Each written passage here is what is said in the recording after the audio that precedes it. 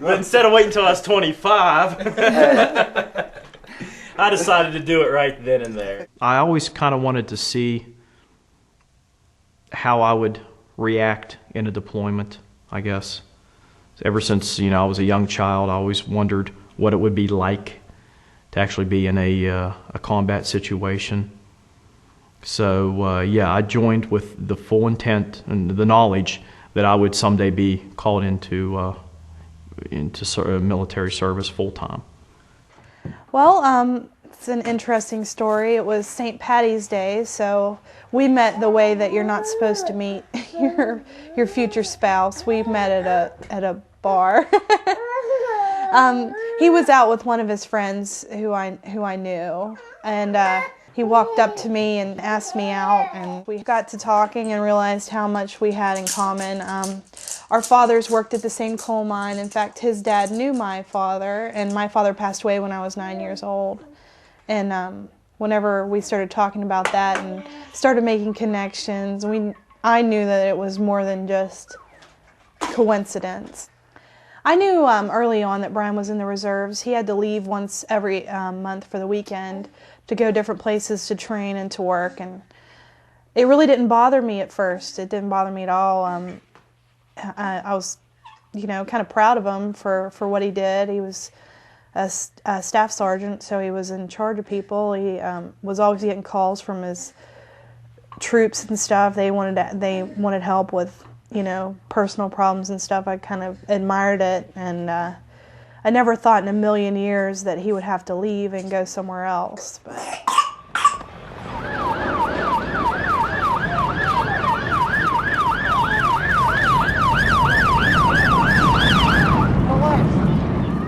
I came back in about a month after September 11th into the Army Reserves, and at that time there wasn't a whole lot of talk about Iraq. Afghanistan had just kicked off. I think it was about the same month, really, and they didn't think we were going to get sent to Afghanistan, and really it was just more or less business as usual until we went to annual training that year. That's when the first sign to us that we may be getting mobilized. We were at Fort Chaffee, Arkansas, and a 3-star general came down to visit.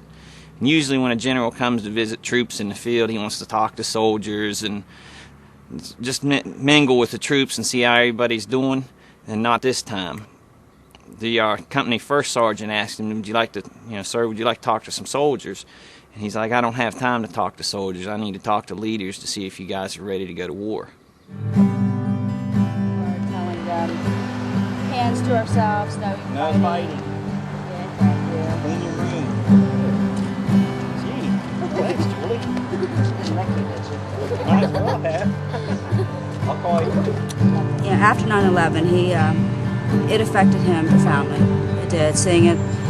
He drives a truck for his civilian job. So the only company he really has is the radio in his truck. And of course that was the news story. That's all you heard anywhere. So he was sort of bombarded by it, and it was just so much. And he just felt at that time that he needed to help his country and do something to support the country in his time. And it was sort of funny, I guess. I don't know if funny is the word, but he was doing a lot of the justification for the way he felt was because of me and the kids. So, I don't want it to be somewhere where this country could be vulnerable to terrorist attacks all the time. And knowing that you guys are alone 3/4 of the time because he's over the road, you're alone. I don't want to have to worry about, a terrorist is going to hit and what kind of country this would be. So he felt that it was his patriotic duty to do this. I was scared. 9/11 shook everybody up. I think it had an effect on everybody. It was sort of our generation's the day Kennedy got shot kind of thing. It was like everybody remembers where they were at when 9/11 struck. And for us, it was scary. The kids were younger, so it didn't really affect them as much. But they understood, that something scary was going on. So when he said he wanted to go back in the reserves, at first I was really skeptical because, they're in the engineering unit and it's a bridge builder. And all I kept thinking was, what are they going to do with bridges in Iraq? He's not going to go anywhere. He's not going to go anywhere. And I thought, well, if this makes him feel better about, serving his country, and he's not going to go anywhere, so nothing is really breaking up in my world. And then the next thing I know, about September 2002, he said, Kim, he called me and he said, Kim, I think we're getting ready to go. I think we're preparing for deployment to go to Iraq. And it hit me. If he was telling me they're getting the trucks ready, they're doing all these operations to get us ready, then he knows. And I was very scared, to tell you the truth. Before we know it, between September and January, it just flew by. I mean, it felt very apocalyptic or something. We're having Christmas, and all I could think was, oh gosh, this might be the last Christmas he ever spends with us. Oh gosh, this could be the last Thanksgiving. Every holiday, it was just, there was sort of a very sad overtone to it for me.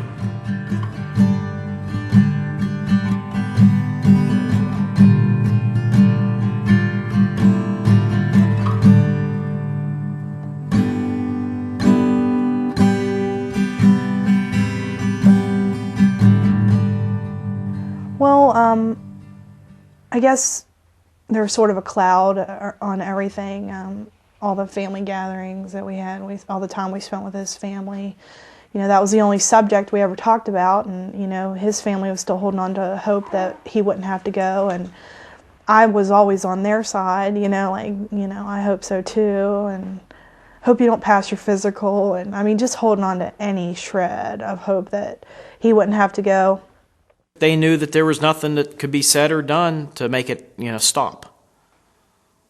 So, just kind of face the facts that, I have to go. And there's nothing really can be done about it. Because I'd signed, no one twisted my arm to sign the line. I did that on my own free will. We dated for 10 months before he left, and we just got really close. We were together all the time, constantly. And he'd helped me go from working in a restaurant with degrees that I had no idea what I was going to do with to, I was getting ready to start medical school. And he, was a big part of that. And I guess the holidays took on a new meaning because we were just trying to make every moment as special as we could. And it's sort of surreal. Even when I think about it now, it was all surreal because it was happening, but it didn't feel like it was really happening.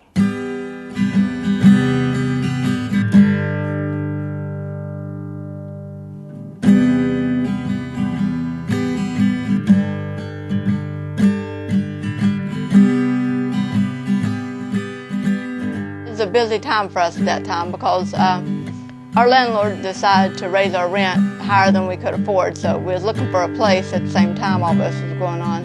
And I was having a little bit of trouble with the kids, and we had issues there, so. Yeah, the two oldest ones were turning into teenagers, so. Yeah. That was a chore in itself. And then we had the house up in Auburn that we were buying, so we had to get things moved up there and try to get moved into that before she left. So it didn't have a whole lot of time for it to eat at you because we were so busy trying to get things done that we didn't have a whole lot of time to sink in and say, hey, this is what's happening. I was just trying to think of how to take care of everything while I was gone. What he was going to need, what was going to go on in his mind and stuff while I was gone, and try to ease it a little bit. I don't think I've done too good of a job. But and the kids, just before I left, I made an envelope up because we was told that we'd be over a year. That was the orders when we first left. And that fixed a little card up for them for their birthday and for Christmas. So just tried to think ahead, what if this was going to happen, if that was going to happen. Yeah, she had birthday cards with money stuffed in them for everybody, so had to hand them out at certain times of the years. And yeah, she was mom all the way through, no matter what was going on.